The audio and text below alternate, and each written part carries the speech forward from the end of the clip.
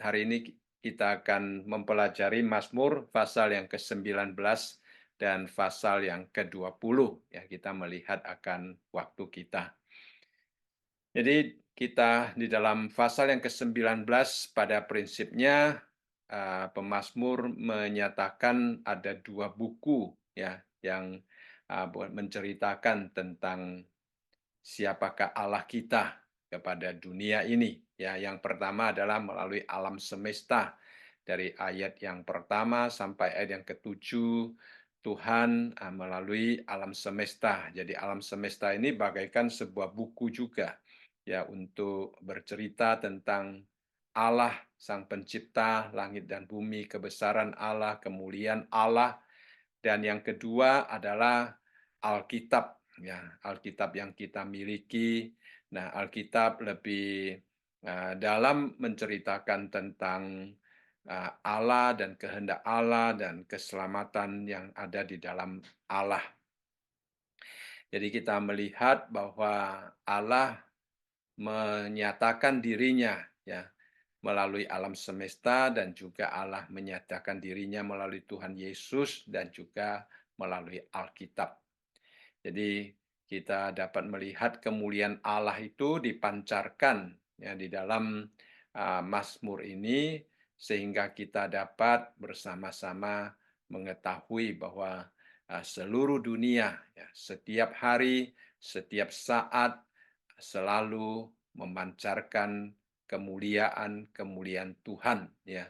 Kemuliaan-kemuliaan Tuhan yang tidak kelihatan itu dapat dilihat dari hasil ciptaannya ya, struktur dunia yang begitu sempurna, begitu indah, keteraturan serta pengaruh ya benda-benda langit di dalam kehidupan umat manusia yang semuanya menunjukkan bahwa Allah adalah Sang Pencipta ya.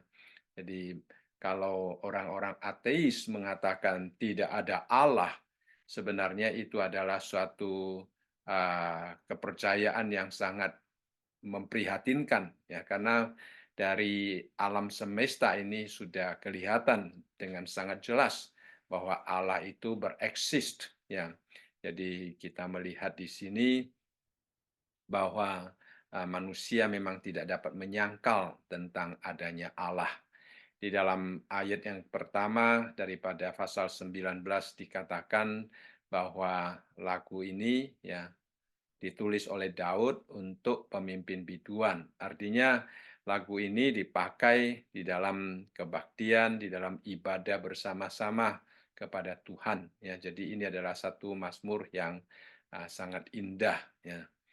Nah, lalu di dalam ayat yang kedua dikatakan langit menceritakan uh, kemuliaan Allah dan cakrawala memberitakan pekerjaan tangannya.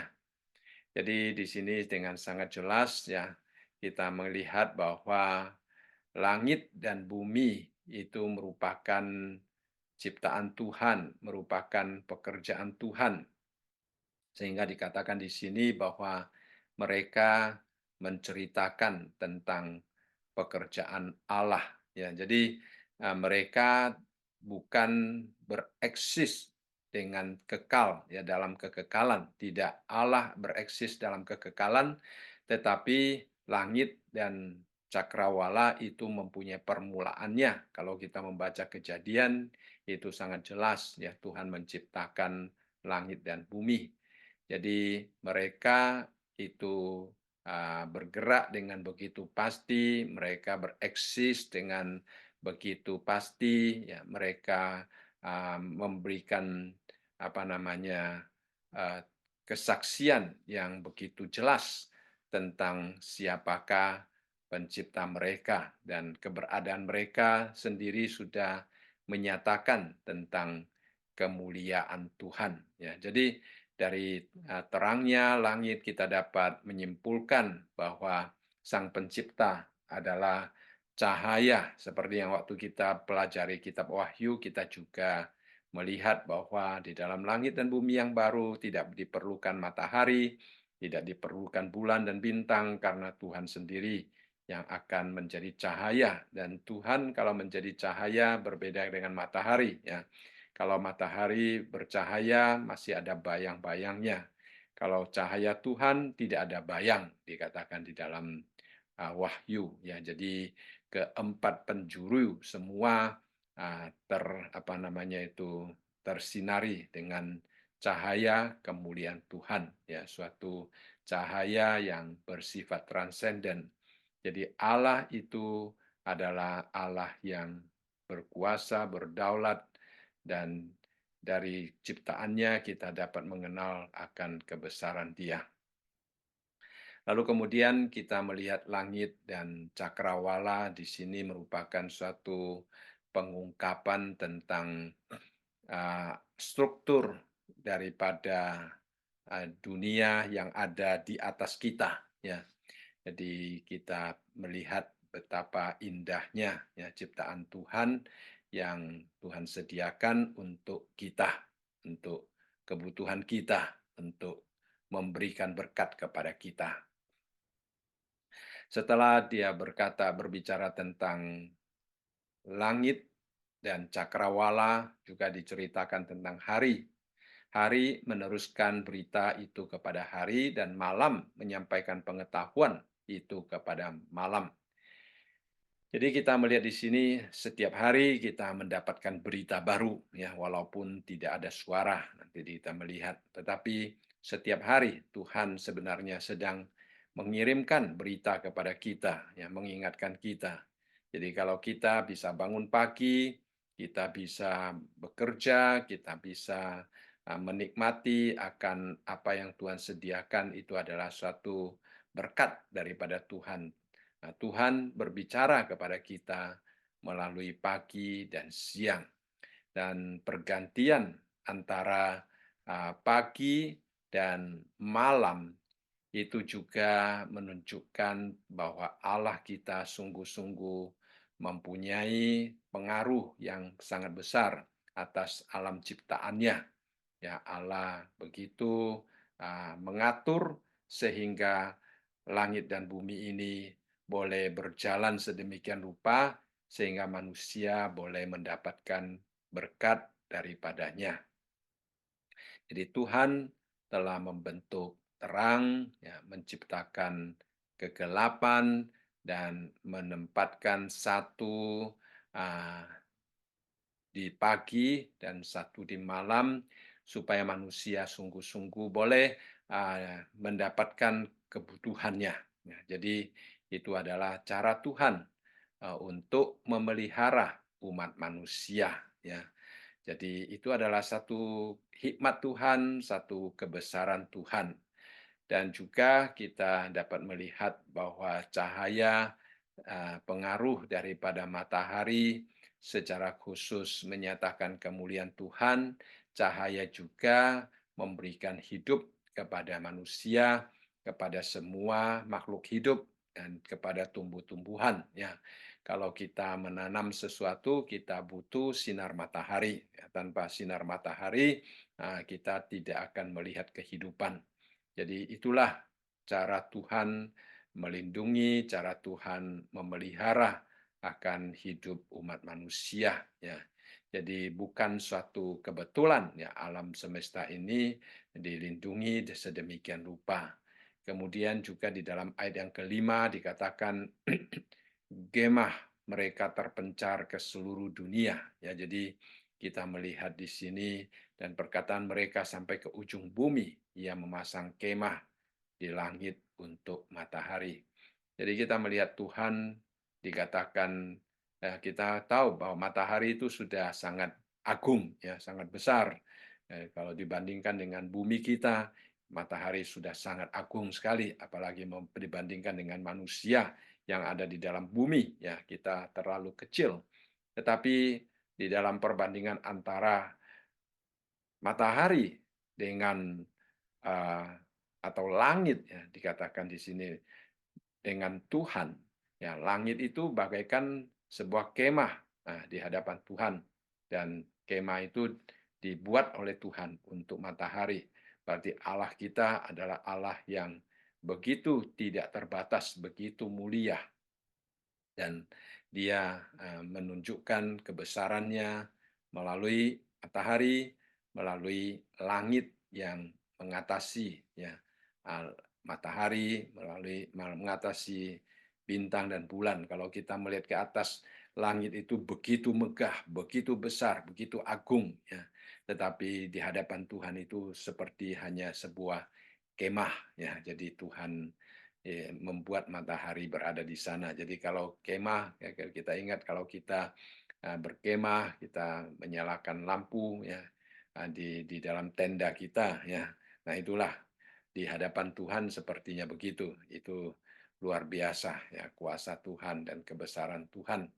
Dan juga kita melihat di dalam ayat yang ke-6 dan ayat yang ke-7 dikatakan, yang keluar bagaikan pengantin laki-laki yang keluar dari kamarnya, girang bagaikan pahlawan yang hendak melakukan perjalanannya. Dari ujung langit ia terbit dan ia beredar sampai ke ujung yang lain. Tidak ada yang terlindung dari panas sinarnya. Jadi pertama-tama kita melihat bahwa matahari dia bergerak sedemikian rupa itu semata-mata adalah pengaturan tugas yang Tuhan berikan kepadanya. Walaupun dia begitu agung, begitu besar ya dibandingkan dengan bumi kita, tetapi dia adalah satu utusan Tuhan juga ya. Jadi matahari dikatakan uh, terbit dari ujung yang satu dan kembali kepada ujung yang lain ya. Dan kita melihat juga di dalam ayat yang ke-6 dikatakan uh, pemazmur di sini menggunakan dua perumpamaan ya untuk menjelaskan matahari. Yang pertama dikatakan bagaikan pengantin laki-laki yang keluar dari kamarnya. Nah, pengantin laki-laki yang keluar dari kamarnya kita tahu ya pada waktu pengantin laki-laki nah, keluar dari kamarnya dia pasti dalam keadaan yang ceria ya. Nah, sukacita karena itu adalah hari yang indah, hari yang istimewa ya bagi seorang pengantin laki-laki dalam hari pernikahannya. Jadi menunjukkan bahwa cerahnya sinar matahari itu memberikan kepada kita suatu pengharapan baru di dalam hidup kita. Dan juga dikatakan sebagai pahlawan yang hendak melakukan perjalanan. Kita tahu pahlawan adalah orang yang gagah, orang yang dipersenjatai dengan kekuatan dan juga diberikan kuasa. Ya. Jadi pahlawan itu akan membawa berkat bagi bangsa dan negaranya karena dia mengadakan perjalanan, dia mau mengadakan perlindungan terhadap bangsa dan negaranya. Itu tugas seorang pahlawan. Demikianlah matahari digambarkan seperti pahlawan ya.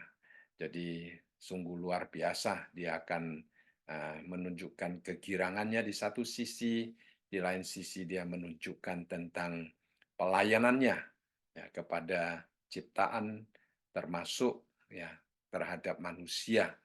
Walaupun kita mungkin sudah menganggap itu sebagai suatu yang rumlah ya seolah-olah pagi matahari pasti terbit, malam ya bulan akan muncul, ya bintang akan muncul. Sepertinya ini merupakan sesuatu yang sangat logikal dan juga sesuatu yang sangat bersifat alamiah, ya sudah sesuatu yang tidak mengherankan lagi karena itu sudah pasti terjadi. Tetapi sebenarnya kepastian akan terjadinya terbitnya matahari ya di pagi hari itu bukan sesuatu apa namanya tidak boleh dianggap sesuatu yang sewajarnya, tetapi seharusnya kita bersyukur kepada Tuhan karena Tuhan yang mengatur, Tuhan yang menerbitkannya.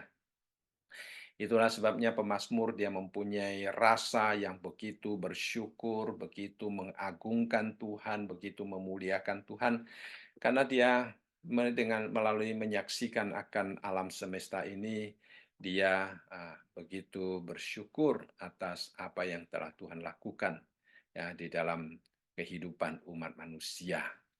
Kemudian dari ayat yang keempat sampai ayat yang keenam dikatakan tidak ada berita dan tidak ada kata, suara mereka tidak terdengar, tetapi gema mereka terpencar ke seluruh dunia dan perkataan mereka sampai ke ujung bumi.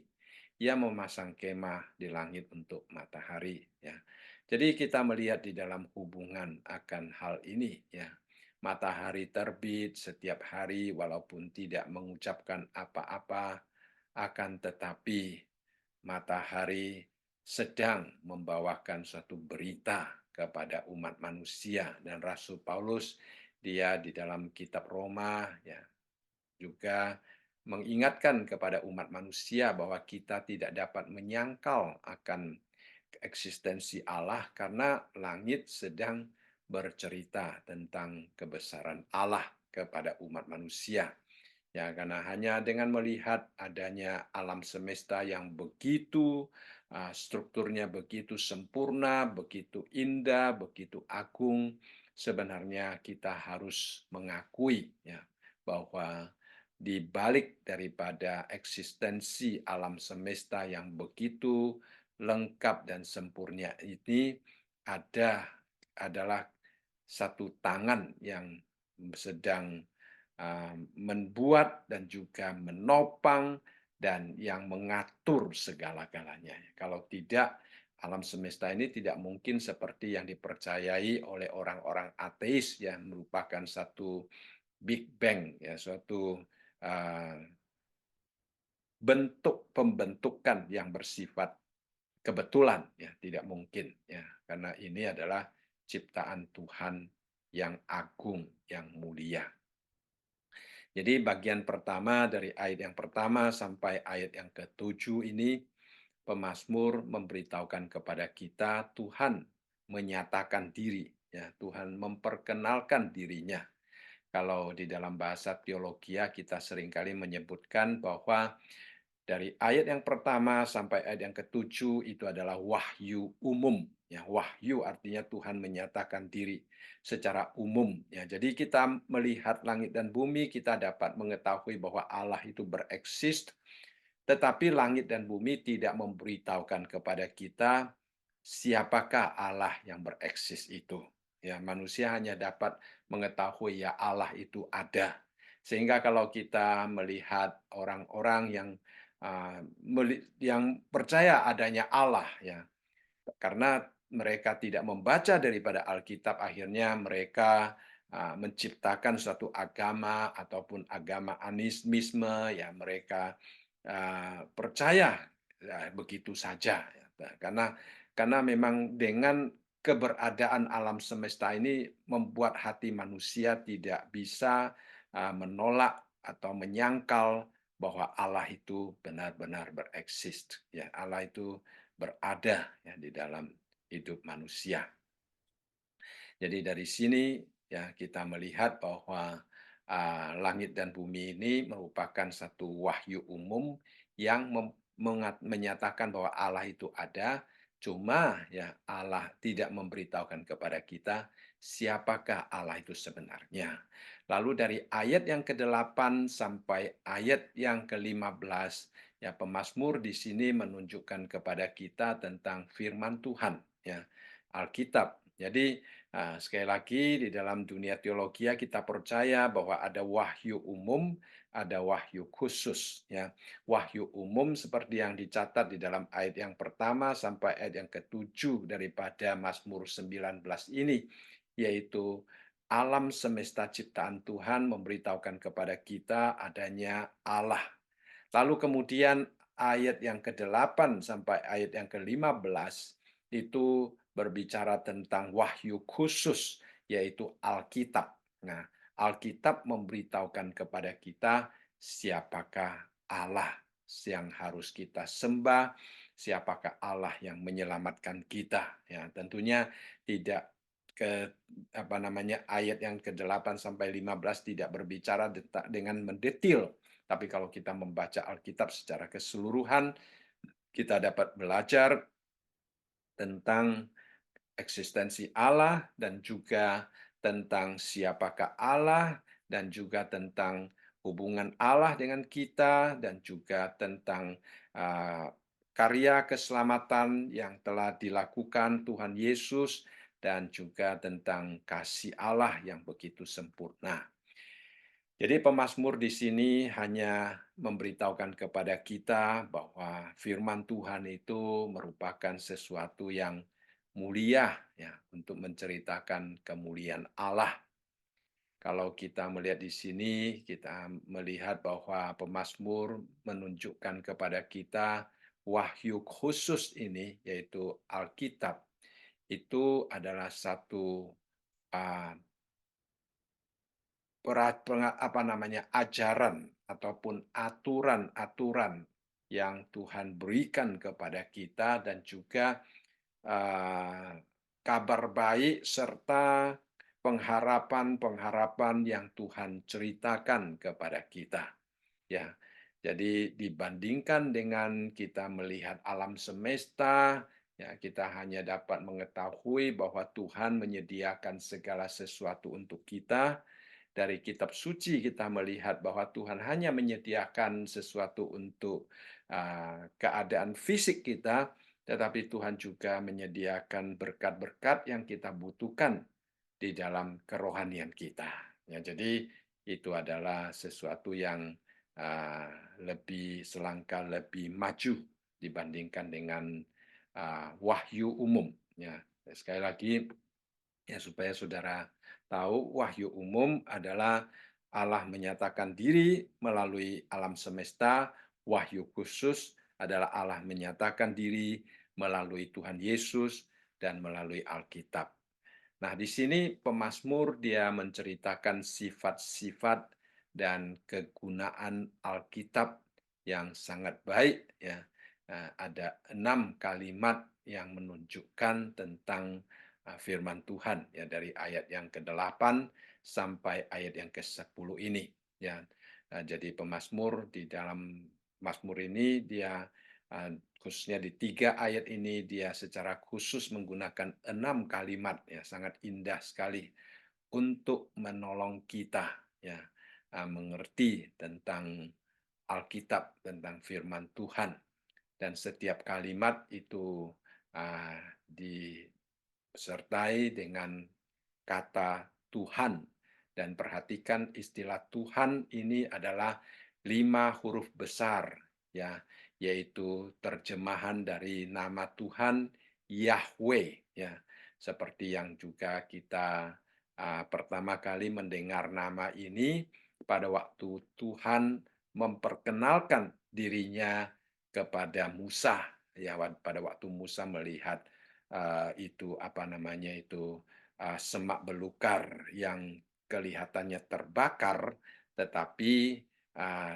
kelihatannya ada api tetapi tidak terbakar. Ya, jadi disitulah tuh Musa bertanya siapa namamu, dia mengatakan aku adalah aku, yaitu terjemahan dari istilah Yahweh. Dan setiap kali kita membaca Alkitab dengan 5 huruf besar untuk Tuhan, itu adalah terjemahan daripada nama Yahweh itu.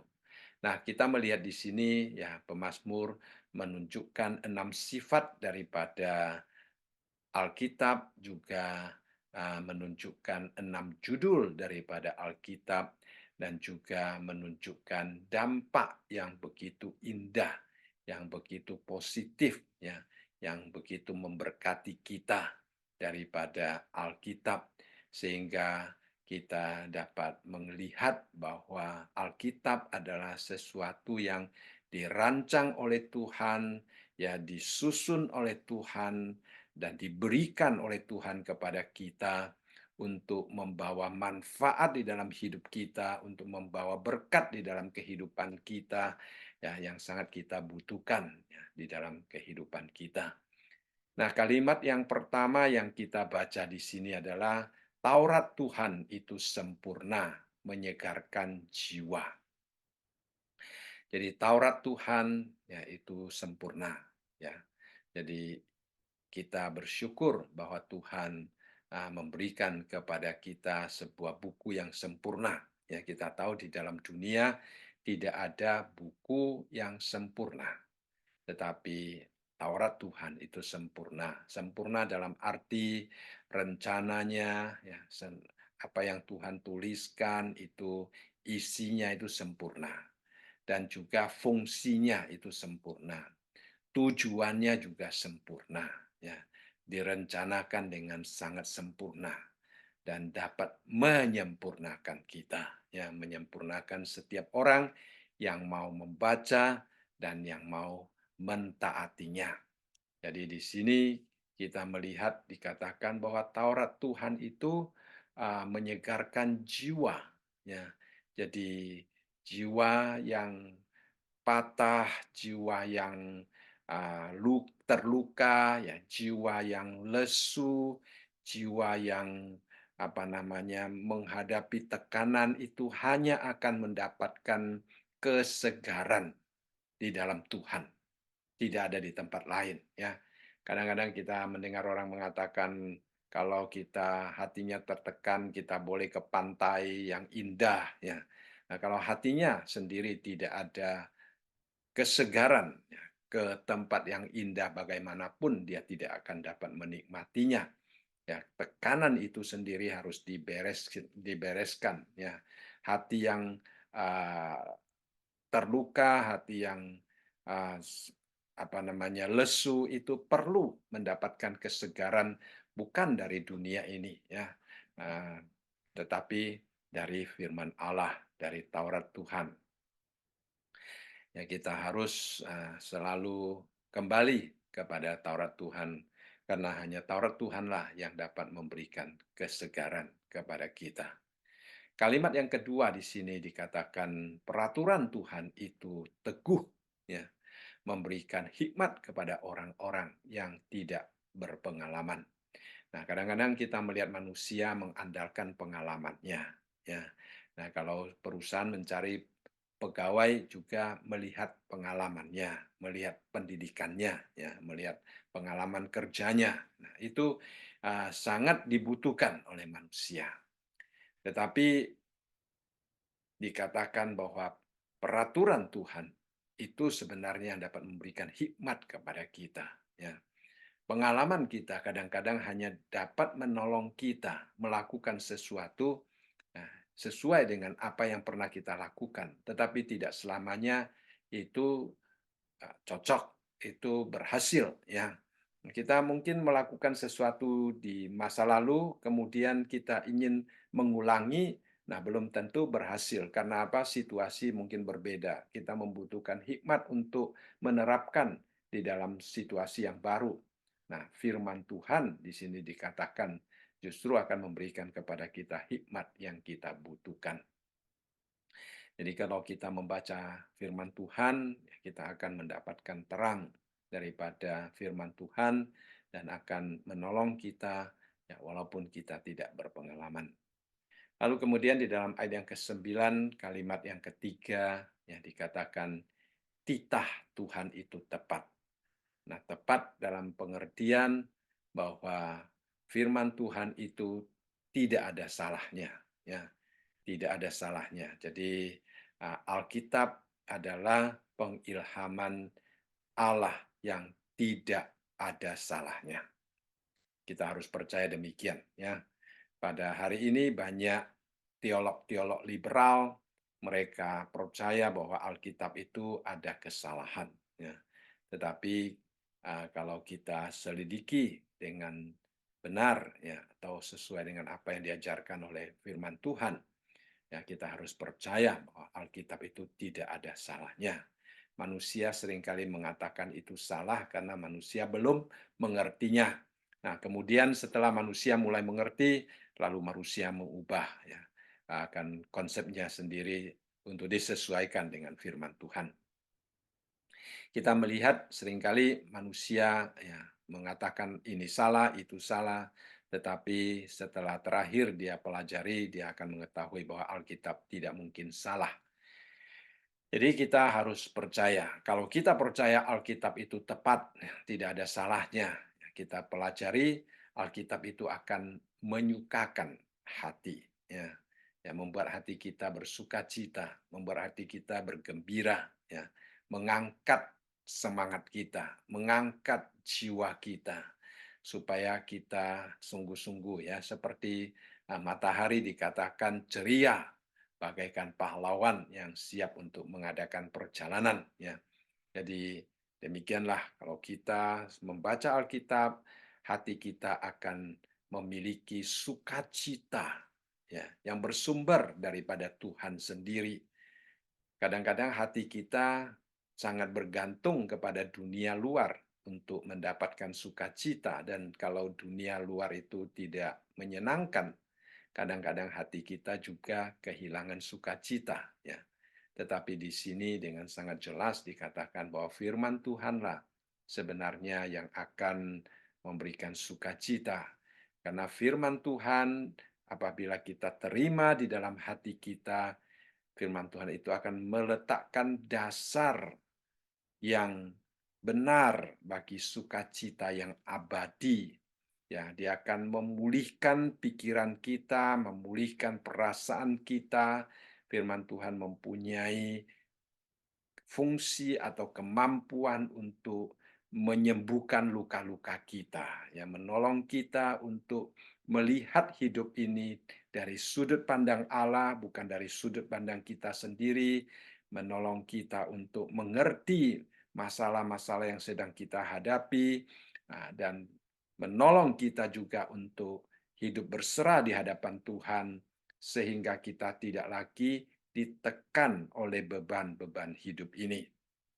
Nah, itulah yang dikatakan titah Tuhan itu tepat, menyukakan hati. Ya, kita kalau membaca dengan taat, dengan setia, hati kita akan mendapatkan kesukaan yang tidak dapat diberikan oleh apapun juga. Ya. Lalu kemudian di dalam ayat yang ke-9 dikatakan, bagian kedua dikatakan, perintah Tuhan itu murni, membuat mata bercahaya. Ya, ini adalah kalimat yang keempat ya. Jadi perintah Tuhan itu murni, bersih, ya, tidak. Kalau dijelaskan murni itu tidak ada campuran, ya. Itu sesuatu yang memberikan ajaran yang sungguh-sungguh dibutuhkan oleh jiwa kita, ya, dapat membuat mata kita bercahaya. Artinya apa? Artinya kita mempunyai terang daripada firman Tuhan untuk melihat dunia yang gelap ini. Kadang-kadang banyak hal yang kita lihat di dalam dunia ini seolah-olah baik, seolah-olah berguna, ya, seolah-olah menyenangkan. Tetapi kalau kita melihat dengan firman Tuhan, kita akan menemukan bahwa itu belum tentu menyenangkan, ya, belum tentu berguna bagi kita. Ya, dikatakan di sini perintah Tuhan itu murni, ya, membuat mata bercahaya. Kadang-kadang kita melihat orang dunia, ya, mereka ingin belajar melihat dunia dengan objektif, tetapi karena tidak ada cahaya terang daripada firman Tuhan, ya, seringkali mereka gampang ya dikelabui oleh berbagai macam kepalsuan yang ada. Tapi kalau kita mengenal firman Tuhan, dengan firman Tuhan sebagai landasan, sebagai dasar, sebagai norma bagi kita untuk menilai sesuatu, nah kita akan menilainya dengan benar, dengan objektif, ya, dan akan mendapatkan hasil yang benar juga. Jadi itulah ya, jadi firman Tuhan itu dia itu bercahaya, membuat mata kita bercahaya sehingga kita sungguh-sungguh dapat melihat segala sesuatu dengan lebih baik, dengan lebih jelas ya, dengan sangat membantu ya. Lalu kemudian kita juga melihat di dalam kalimat yang selanjutnya, kalimat yang kelima ya. Dikatakan di sini, takut akan Tuhan itu suci, tetap ada untuk selamanya. Ya, jadi kita selain mata kita bercahaya, hati kita juga akan mempunyai rasa menghormati dan takut akan Tuhan. Dan dengan demikian, ya, kita akan hidup sesuai dengan firman Tuhan, maka jalan kita, tindak tanduk kita, tutur kata kita, perbuatan kita itu akan merupakan sesuatu yang kudus di hadapan Tuhan, sesuatu yang menyenangkan hati Tuhan, sesuatu yang memuliakan Tuhan. Ya, karena apa?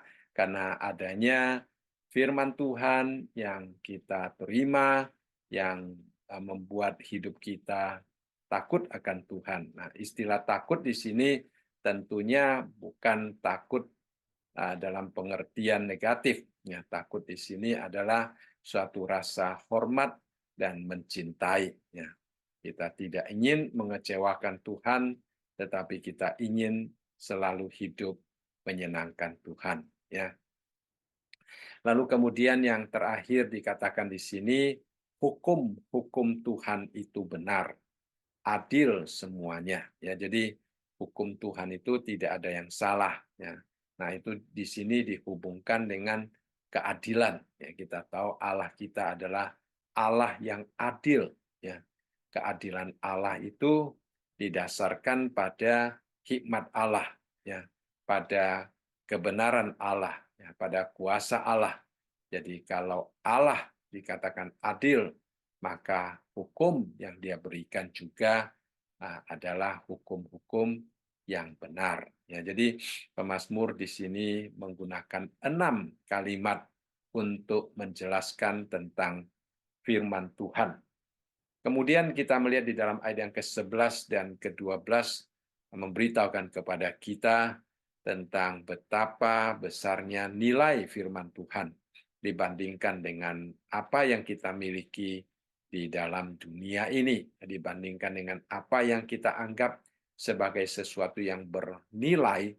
Firman Tuhan itu jauh lebih bernilai daripada semuanya. Nah, pemazmur di dalam syairnya menggunakan suatu perbandingan, ya. Nah, perbandingan yang pertama di sini adalah emas, ya. Kita tahu emas adalah sesuatu yang paling dihargai di dalam hidup manusia. Bukan hanya emas yang dikatakan di sini, tetapi dia menggunakan istilah emas tua, ya. Emas tua adalah emas yang sungguh-sungguh berharga, ya, di dalam hidup manusia, tetapi dikatakan bahwa firman Tuhan itu lebih indah, ya, daripada emas tua. Ya. Jadi itu adalah sesuatu perbandingan yang menunjukkan betapa bernilainya firman Tuhan di dalam hidup kita. Kemudian juga dikatakan lebih manis daripada madu, bahkan pada madu tetesan dari sarang lebah. Nah, madu tetesan dari sarang lebah, saya tidak tahu apakah saudara pernah ya mencoba ya madu tetesan dari sarang lebah. Itu adalah madu yang murni, ya. Nah, kalau kita sekarang beli madu, walaupun dikatakan madu itu adalah madu yang murni, tetapi tetap tidak sama dengan madu yang merupakan tetesan dari sarang lebah, ya. Jadi kalau madu yang langsung dari tetesan sarang lebah itu adalah madu yang sungguh-sungguh berbeda, yang luar biasa, saudara sekalian. Ya, tidak ada campuran sama sekali.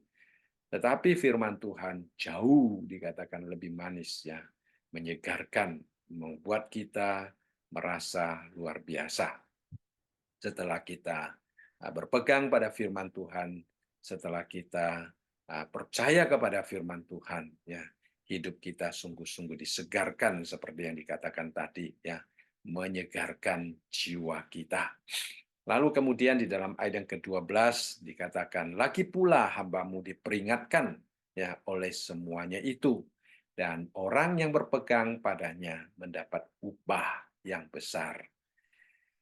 Jadi firman Tuhan itu selain daripada begitu kaya, begitu bernilai, begitu berguna untuk menyegarkan, untuk menguatkan, untuk membuat mata bercahaya, untuk memberikan kepastian, untuk memberikan pengharapan. Di sini juga dikatakan untuk memberikan peringatan. Ya, artinya kalau kita hidup di dalam dunia ini, kadang-kadang secara sadar atau tidak sadar, kita mungkin juga bisa menyimpang dari jalan Tuhan, atau kita bisa melupakan akan perintah Tuhan. Ya, nah disitulah ya firman Tuhan itu akan mengingatkan kita, ya, uh, untuk berbicara kepada kita, ya, supaya kita kembali kepada Tuhan, ya, supaya kita meninggalkan jalan yang salah. Jadi firman Tuhan itu mempunyai fungsi untuk mengingatkan kita. Dan Roh Kudus memakai firman Tuhan itu untuk berbicara kepada kita. Itulah sebabnya Paulus juga mengingatkan kita, jangan memadamkan suara Roh Kudus. Ya, suara-suara firman Tuhan itu tidak boleh kita padamkan juga.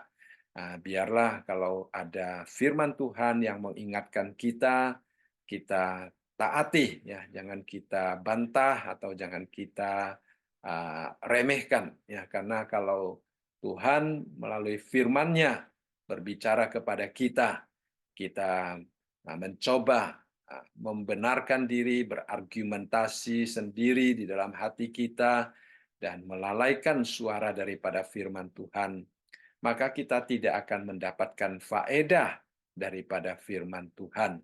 Tapi dikatakan di sini firman Tuhan akan berfaedah hanya bagi orang yang berpegang padanya.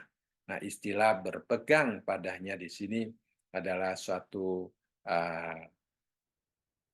sikap hidup yang sungguh-sungguh sesuai dengan ajaran firman Tuhan. Ya, kita berpegang padanya dalam arti kita menerapkannya, kita melakukannya. Ya, jadi di dalam hubungan kita dengan orang lain, kita pakai satu standar di dalam hubungan kita, yaitu firman Tuhan. Nah, di dalam kita bekerja, di dalam kita berhadapan dengan masalah, kita juga mempunyai standar, yaitu firman Allah. Ya, jadi kalau firman Allah mengatakan boleh, kita melakukannya. Kalau firman Tuhan mengatakan tidak boleh, kita tidak melakukannya. Ya, jadi itu artinya berpegang. Ya, jadi kita hidup semata-mata disesuaikan dengan apa yang diajarkan Allah di dalam firman-Nya.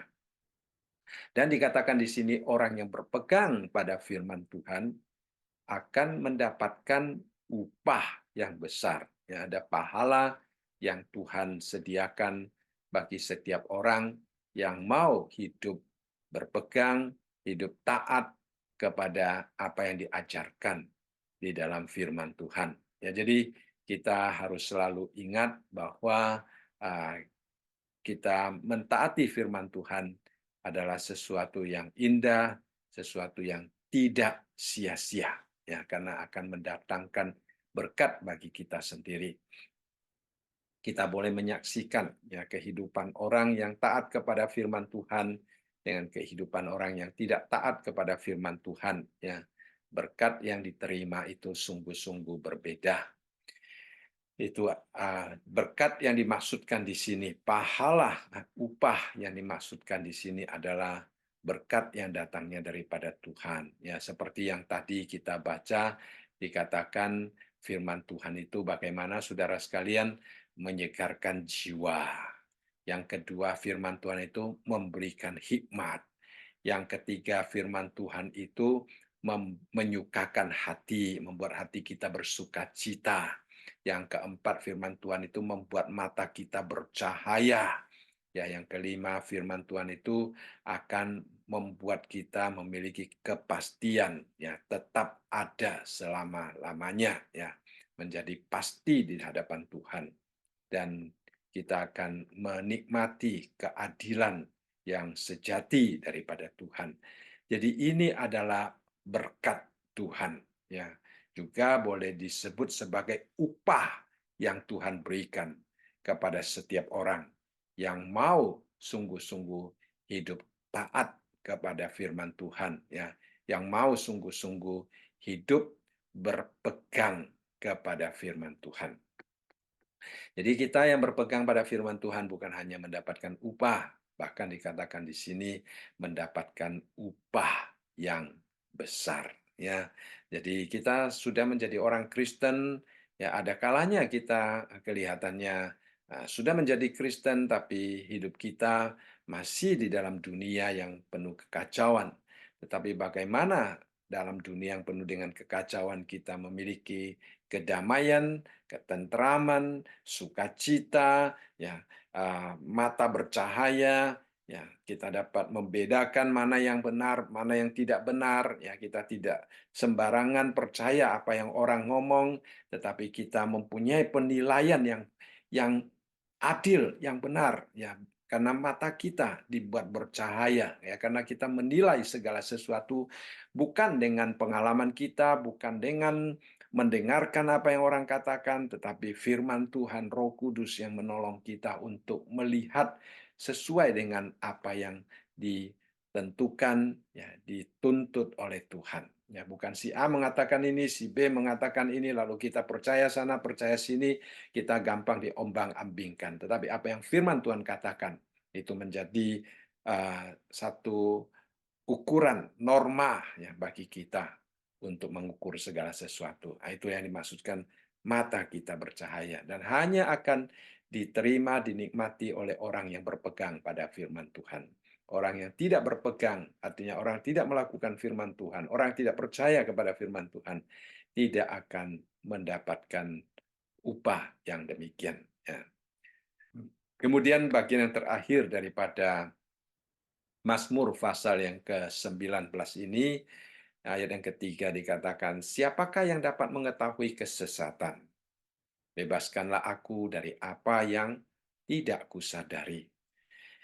Kita melihat ini adalah suatu doa daripada pemazmur. Setelah dia berbicara kepada dunia, ya, tentang bagaimana Allah menyatakan dirinya melalui wahyu umum, melalui alam ciptaan Allah, melalui langit, melalui cakrawala, ya, melalui matahari. Setelah dia bercerita semuanya itu, dan juga dia berkata firman Tuhan adalah wahyu khusus Allah yang dapat membuat mata bercahaya, yang dapat membuat mata melihat dengan baik. Lalu dia bertanya, siapa yang dapat mengetahui kesesatan? Jadi dia kembali kepada dirinya sendiri. Ya, pada waktu dia melihat dirinya sendiri, dia merasakan manusia memang begitu terbatas. Manusia kadang-kadang sudah sesat masih tidak tahu dirinya sesat. Ya, manusia sudah berada di jalan yang salah. Nah, kalau hari ini kita berada di jalan yang salah, mungkin GPS kita akan kasih tahu, ya. Nah, kamu bisa ada alternatif untuk kembali ke jalan yang seharusnya engkau pergi, ya. Ya, kadang-kadang kita ikuti GPS, ya. Nah, kalau lalu kita mungkin lengah, ya, kita belok yang salah. Nah, GPS akan meng-guide kita, membawa kita kembali. Nah, kalau tidak ada GPS memberitahukan kepada kita, mungkin kita tidak tahu bahwa kita sedang berada di jalan yang salah. Ya. Nah, itu hari ini enaknya kita mempunyai GPS, ya. Nah, kalau di dalam kehidupan rohani kita juga bisa mempunyai pengalaman yang sama, ya. Kita berjalan di jalan yang salah, dikatakan di sini kesesatan. Kita sudah sesat, tetapi kita tidak tahu bahwa kita sedang sesat, ya. Nah, Daud mengatakan, memang kadang-kadang kita ada firman Tuhan yang menggait kita, tetapi kadang-kadang kita juga masih bisa hidup di dalam kesesatan dan dikatakan kita tidak dapat mengetahuinya, katanya. Siapakah yang dapat mengetahui kesesatan? Nah, Daud merasa kadang-kadang dia hidup di dalam kesesatan, ya. Nah, seperti dia berdosa, Tuhan mengutus Nabi Nathan untuk mengingatkan dia, ya. Nah, dikatakan di sini dia berkata, bebaskanlah aku dari apa yang tidak kusadari. Jadi, dia tidak ingin terus-menerus di dalam kesesatan. Kalau kesesatan yang dia maksudkan di sini adalah sesuatu yang tidak dia sadari, ya. kesalahan yang tidak dia sadari. Berarti apa? Berarti pemazmur dia hidup sangat tulus di hadapan Tuhan. Dia kalau tahu sesuatu itu harus demikian, dia pasti melakukan sesuai dengan tuntutan Tuhan. Tetapi ada sesuatu yang tidak dia sadari. Ya. Artinya dia tidak sadar bahwa itu tidak memperkenankan Tuhan. Nah, dia mengatakan kepada Tuhan, Tuhan, tolonglah saya, bebaskanlah saya. Artinya, janganlah sampai saya melakukan sesuatu yang mengecewakan Tuhan. Ya. Nah, tidak memuliakan Tuhan. Itulah doanya dia. Artinya dia minta Tuhan bebaskan dia.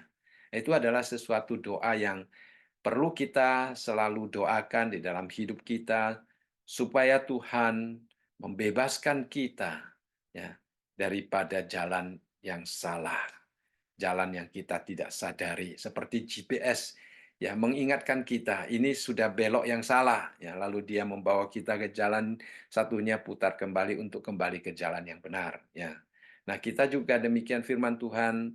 Roh Kudus Tuhan, suara-suara firman Tuhan akan berbicara di dalam hati kita. Ini jalan yang salah, akan menuntun kita, mengait kita kembali ke jalan yang benar. Nah, itulah doa yang bisa dipanjatkan oleh pemazmur di sini.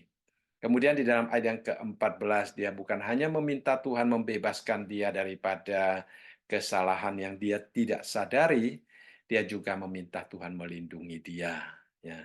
Melindungi dia daripada orang-orang yang dikatakan dengan istilah kurang ajar. Ya. Jadi orang-orang yang kurang ajar itu sebenarnya adalah dalam pengertian orang-orang yang tidak mau belajar, orang-orang yang tidak mau tunduk kepada firman Tuhan, orang-orang yang tidak mau taat kepada firman Tuhan, orang-orang yang hanya mau seenaknya melakukan apa yang dia inginkan di dalam hidupnya, tidak peduli apakah itu menyenangkan Tuhan atau tidak menyenangkan Tuhan, yaitu adalah sesuatu yang dikejar oleh manusia. Nah, ini adalah sesuatu sikap hidup yang dianggap kurang ajar di hadapan Tuhan. Lalu mereka begitu mempengaruhi, mereka begitu ingin menguasai ya kita, ya orang-orang percaya. Dan Daud di sini mengatakan meminta Tuhan melindungi dia daripada orang-orang yang demikian. Dan dikatakan janganlah mereka menguasai aku. Nah, kalau dia sudah dikuasai oleh orang-orang yang tidak hidup takut akan Tuhan, berarti dia juga ikut jalan dan perbuatan orang-orang yang kurang ajar ini, yang pada akhirnya akan membawa dia hidup di dalam dosa, hidup di dalam pelanggaran. Ya, sehingga dikatakan di dalam kalimat yang terakhir daripada ayat yang ke-14, maka aku menjadi tak bercela dan bebas dari pelanggaran besar. Jadi kita melihat orang-orang yang tidak mau taat kepada firman Tuhan, mereka tidak hanya sendirian tidak mau taat, mereka ingin membawa lebih banyak orang supaya ikut bersama dengan mereka untuk tidak taat kepada Tuhan. Ya, seperti si setan, ya. Dia bukan hanya dia sendiri yang mengecewakan Tuhan, lalu dia mengajak Hawa, mengajak Adam supaya bersama-sama dengan dia melanggar perintah Tuhan. Nah, di dalam dunia kita juga berhadapan dengan orang-orang yang demikian. Bukan hanya mereka sendiri yang hidup kurang ajar, yaitu tidak mau mentaati firman Tuhan. Mereka juga selalu ingin mengajak kita, ya. Mereka ingin mengajak sebanyak mungkin orang untuk bersama-sama dengan mereka. Dan kadang-kadang secara sadar atau tidak sadar kita dikuasai oleh konsepsi mereka yang salah, dikuasai oleh ajakan mereka yang salah, ya, dikuasai oleh filosofi-filosofi hidup yang salah. Akhirnya kita berada di dalam kehidupan yang menyedihkan Tuhan. Itulah sebabnya Daud mengatakan, lindungilah aku, ya, supaya dia tidak ikut melakukan pelanggaran yang besar ini. Ya. Dan dikatakan di dalam ayat yang ke-15, mudah-mudahan engkau berkenan akan ucapan mulutku dan renungan hatiku. Ya Tuhan, gunung batuku dan penebusku. Ini adalah satu doa yang sangat indah, saudara sekalian. Ya, mudah-mudahan Tuhan berkenan akan ucapan mulutku. Ya, saudara, kita perlu selalu meminta Tuhan menolong kita mengucapkan kata-kata yang memperkenankan Dia. Ya, di dalam Yakobus mengatakan mulut itu bisa mengeluarkan kata-kata yang positif, juga bisa mengeluarkan kata-kata yang negatif. Ya, itu sangat gampang karena lidah kita adalah sesuatu yang sangat sulit untuk dikontrol. Tetapi seperti pemazmur di sini, kita juga berdoa agar supaya lidah kita tidak mengucapkan kata-kata yang tidak menyenangkan Tuhan. Sehingga dia berkata, mudah-mudahan engkau berkenan ya akan ucapan mulutku. Setiap kata yang keluar dari mulutku, mudah-mudahan berkenan. Nah, kita tahu dari apa yang diajarkan oleh Tuhan Yesus, kata-kata yang keluar dari mulut kita itu keluar dari hati kita. Ya, apa yang ada di dalam renungan hati kita itu akan kita ucapkan ya di dalam mulut kita. Jadi kita melihat di sini ya, saudara sekalian, renungan hati kita itu sangat penting. Ya, apa yang terkandung di dalam hati kita itu akan keluar melalui tutur kata, melalui perbuatan kita. Jadi dua hal yang Daud doakan di hadapan Tuhan supaya berkenan di hadapan Tuhan, yaitu ucapan mulut dan renungan hati. Ya, jadi kita juga harus selalu berdoa demikian dan juga selalu menilai diri sendiri dengan firman Tuhan. Apakah ucapan mulut saya hari ini semuanya menyenangkan Tuhan? Ya. Apakah apa yang saya renungkan di dalam hati saya pada hari ini menyenangkan Tuhan? Ya. Apakah saya merenungkan sesuatu yang tidak menyenangkan Tuhan? Ya. Kita meminta Tuhan menolong kita. Ya. Karena dia katakan di sini, Tuhan adalah gunung batuku dan penebusku. Hidup kita sudah ditebus dan kita berdiri di atas gunung batu yang teguh.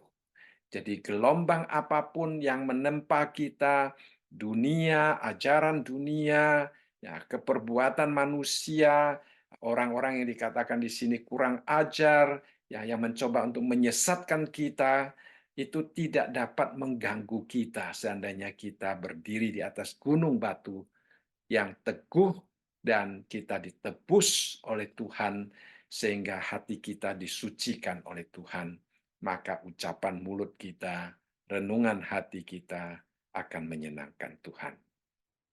Jadi sebagai kesimpulan kita melihat di sini Pemazmur pertama mengatakan Allah menyatakan diri melalui alam semesta.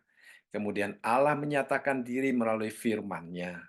Dan kalau kita mencintai firman Tuhan, maka kita akan mendapatkan berkat yang besar. Jiwa kita akan disegarkan, hati kita akan mendapatkan sukacita, perjalanan kita, langkah kita akan tetap, ya, artinya akan teguh, tidak akan goyah, ya. Lalu kemudian mata kita akan bercahaya, kita dapat menilai segala sesuatu sesuai dengan firman Tuhan. Ya, kita tidak akan hidup di dalam kesesatan, ya, kita tidak akan hidup di dalam kuasa si jahat, ya. Tetapi kita akan hidup menyenangkan Tuhan, menerima upah daripada Tuhan, ucapan mulut kita dan renungan hati kita akan selalu menyenangkan Tuhan. Ya, ya, jadi itulah kiranya Tuhan selalu menolong kita, ya, agar supaya kita dapat melewati suatu kehidupan yang sungguh-sungguh menyenangkan Tuhan. Dan biarlah kita selalu berdoa kepada Tuhan, ya Tuhan, gunung batuku, penebusku, Mudah-mudahan engkau berkenan akan ucapan mulutku dan renungan hatiku, karena renungan hati merupakan sumber kehidupan kita. Baik, saya rasa malam ini kita belajar sampai di sini. Ya, kiranya Tuhan memberkati firman-Nya